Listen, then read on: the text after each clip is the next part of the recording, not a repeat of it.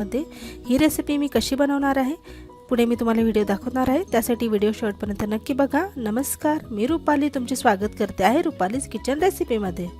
श्रीखंड बनवण्यासाठी मी इथे चक्का तयार करून घेणार आहे। त्यासाठी मी एक भांडं खाली ठेवलं आहे आणि वरती एक सुती कापड ठेवलं आहे। त्यामध्ये मी 400 ग्रॅम दही घालणार आहे पाणी काढण्यासाठी। हे बघा, अशा पद्धतीने आपल्याला सगळं पाणी इथे काढून घ्यायचं आहे। जेवढं आपल्याला हाताने जमेल तेवढं दाबून घ्यायचं आहे।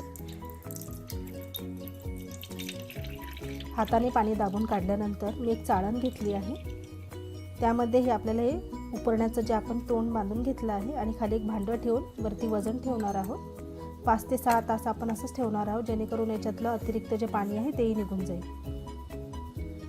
5 ते 6 तासानंतर तुम्ही पाहू शकता पाणी पूर्णपणे दह्यातलं निघालं आहे। आता आपण याला स्मॅश करून घेते आहे। त्यानंतर